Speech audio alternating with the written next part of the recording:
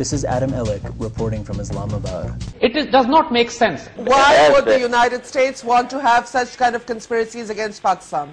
When a Pakistani American tried to blow up Times Square last month, people here in Pakistan held an entirely different view of the same event. People are going to be arguing that the Americans have staged this whole thing. It may be a planted matter against Pakistan. If Al-Qaeda or Taliban were involved in this entire situation, I think they wouldn't leave the car keys or any signs, any footprints in the car, and the car would have really gone up.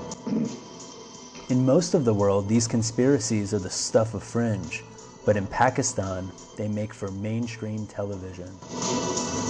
A lot of anti-Pakistan forces that would like to see Pakistan in the dock. Because they are against our nuclear assets. To force Pakistan military to move into North Waziristan, something the Americans have been desiring for quite some time. What's fueling this? What one sees is denial at practically every stage. Pervez Hoodboy is a liberal academic who's often cast as an American spy on television.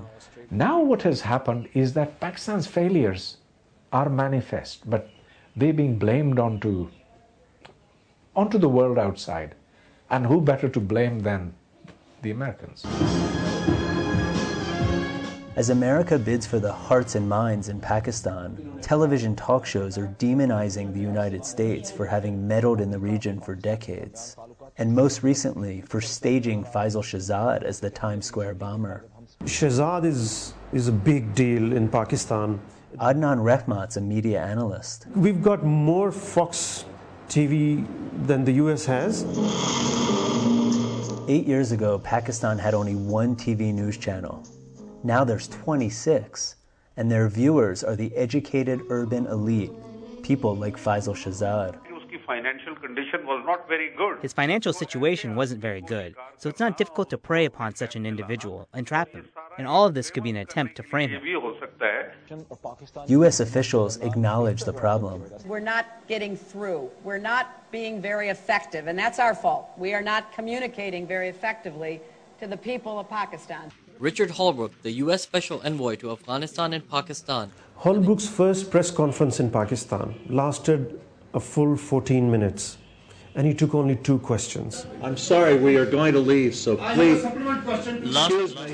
Well, then we'll leave now, if you don't want to let me make one last statement. It was bizarre. I can't believe the U.S. doesn't understand, the importance of protocol. Holbrooke comes here, General Petraeus comes here, Mullen comes here, McChrystal comes here. They never talk to the media. With many questions left unanswered by the U.S. delegation. And the media is going to say, here's another American who's secretive. I would shudder to tell you some of the things that the journalists believe. They are not ready to believe that 9/11 was masterminded by Osama bin Laden.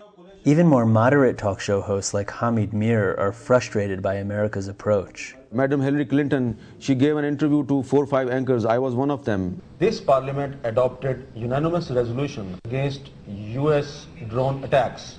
But the U.S. drone attacks have increased a lot. You don't respect our parliament. We are in the middle of a war, number one, which colors everything. And we have to maintain democracy, which is essential. And that is our goal. We want to win the war and we want to support democracy. She never gave a clear answer. We don't see any statements from the American officials. U.S. officials here have been largely silent on the Times Square case, and that alone has heightened suspicions among the cable TV generation. Truly, my opinion is it's a government set up inside the government from the American government. At the only cinema in the Pakistani capital region, young people are unconvinced that terrorism's homegrown.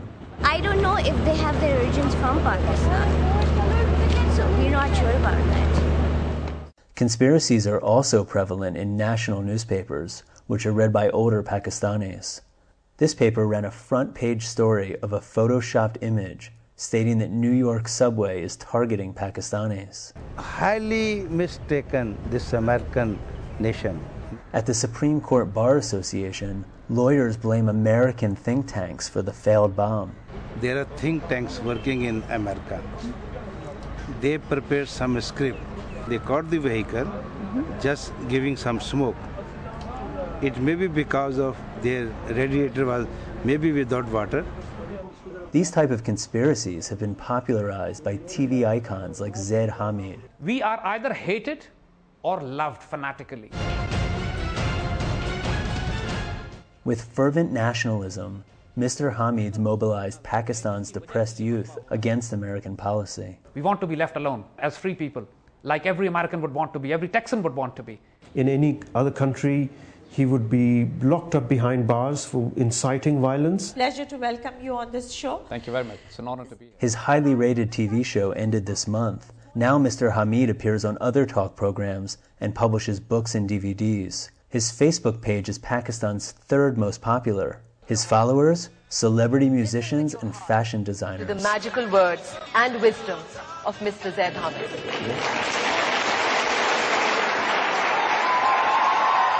What does he think of the Times Square bomb? The first reaction was suspicion. Here we go again. And especially the fact that later on the information came that he'd been buying firecrackers from a shop. No terrorist in the world has ever been able to blow up anything from firecrackers. It was Hillary Clinton that gave a fillip to the conspiracy theorists. And Hillary giving these ridiculous, nonsensical statements. Right. These are shameless statements. If, heaven forbid, an attack like this that we can trace back to Pakistan were to have been successful, there would be very severe consequences. We are a Muslim nation, nuclear powered, 170 million. We are not Iraq, we are not Afghanistan. We are ruthless and we fight back. But we want to live with dignity. But when the time comes, we'll die with honor. That Americans should understand.